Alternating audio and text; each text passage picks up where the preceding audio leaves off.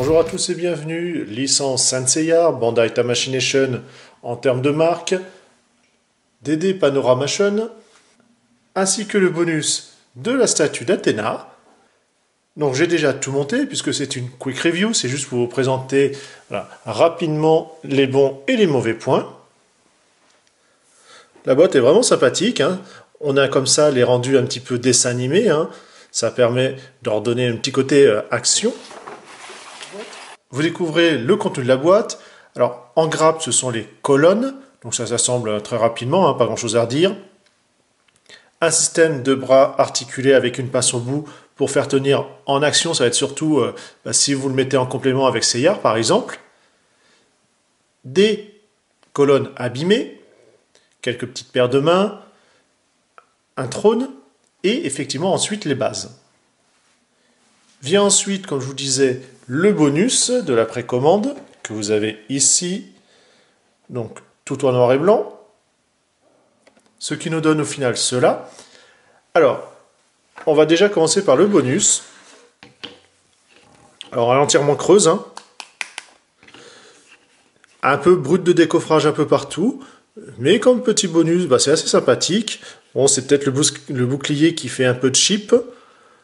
En pareil, voilà, le brush c'est pas super rendu, mais au moins ça a l'intérêt d'être là et ça passe, c'est honnête.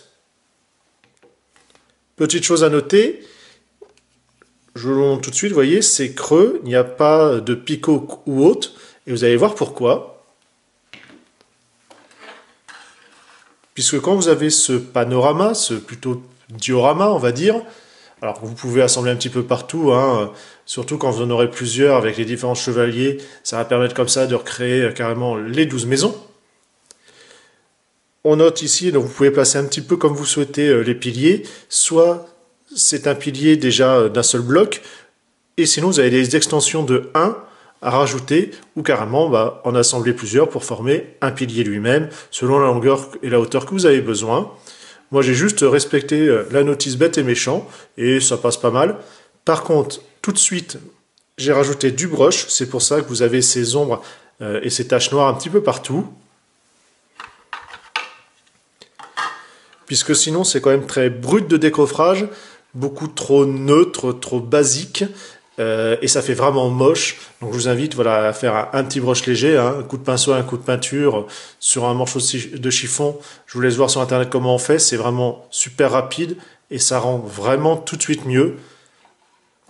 Chaque partie est tenue par une petite jonction en son centre. On peut voir la petite plaque verticalement. On va attaquer par une bonne idée mais mal réalisée. C'est cette colonne-là, abîmée, certes, creuse. Bon, pourquoi pas. Mais en fait, quand vous la mettez à plat, forcément, vous allez voir le jour.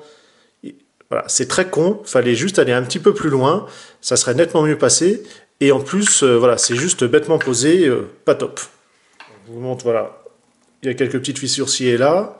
Donc c'est déjà une bonne idée, c'est pas trop neutre, entre guillemets, trop brut. Juste la couleur à revoir. Également, vous voyez ces picots qui sont là. Donc les grands trous, hein, c'est pour mettre directement soit les pattes ou justement les colonnes.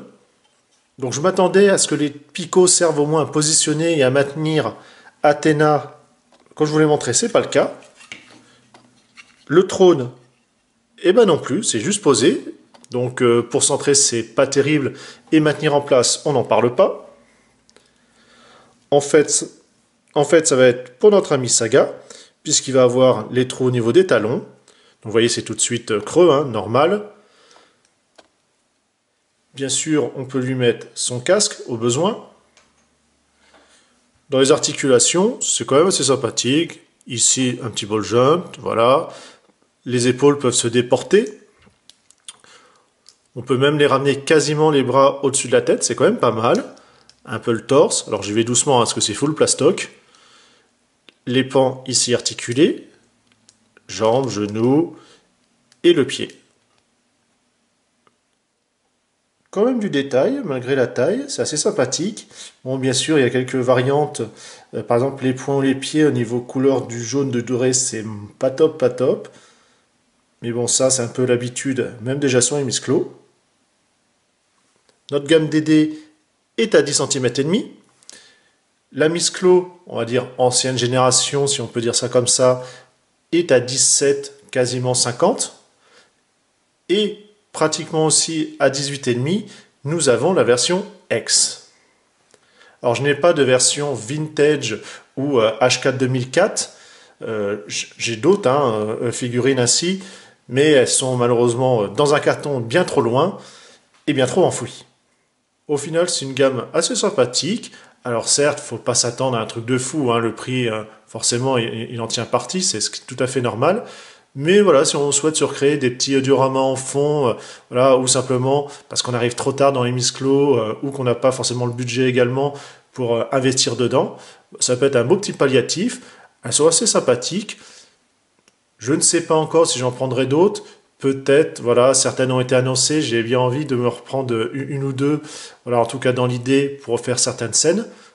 À voir dans le futur. C'est sympa. Pour un premier abord, bah, je suis pas encore trop déçu.